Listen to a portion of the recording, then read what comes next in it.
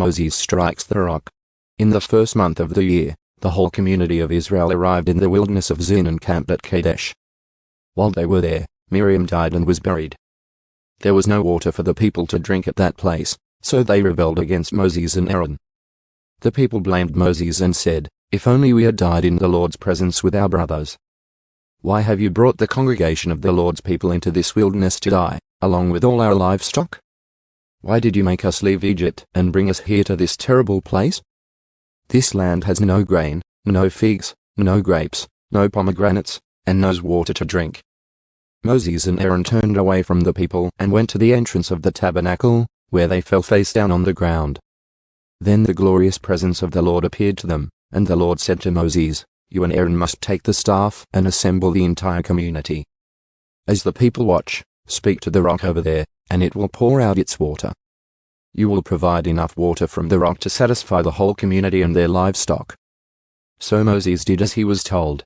He took the staff from the place where it was kept before the Lord. Then he and Aaron summoned the people to come and gather at the rock. "Listen, you rebels," he shouted. "Must we bring you water from this rock?"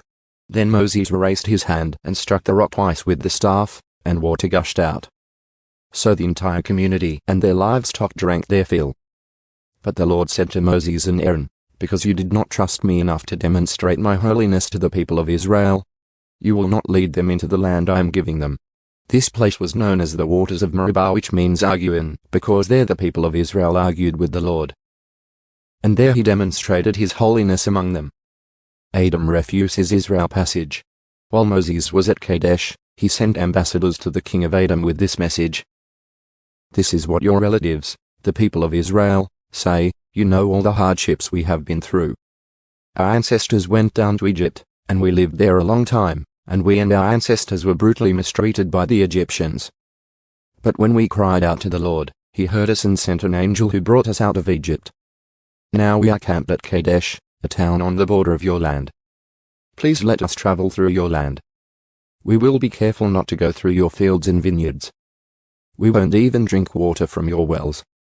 We will stay on the king's road and never leave it until we have passed through your territory." But the king of Edom said, "Stay out of my land, or I will meet you with an army." The Israelites answered, "We will stay on the main road. If our livestock drink your water, we will pay for it. Just let us pass through your country. That's all we ask." But the king of Edom replied, "Stay out. You may not pass through our land." With that he mobilized his army and marched out against them with an imposing force. Because Edom refused to allow Israel to pass through their country, Israel was forced to turn around. The death of Aaron. The whole community of Israel left Kadesh and arrived at Mount Hor. There, on the border of the land of Edom, the Lord said to Moses and Aaron, "The time has come for Aaron to join his ancestors in death. He will not enter the land I am giving the people of Israel, because the two of you rebelled against my instructions concerning the water at Meribah. Now take Aaron and his son Eleazar up Mount Hor. There you will remove Aaron's priestly garments and put them on Eleazar, his son. Aaron will die there and join his ancestors." So Moses did as the Lord commanded. The three of them went up Mount Hor together as the whole community watched. At the summit, Moses removed the priestly garments from Aaron and put them on Eleazar, Aaron's son. Then Aaron died there on top of the mountain, and Moses and Eleazar went back down. When the people realized that Aaron had died, all Israel mourned for him 30 days.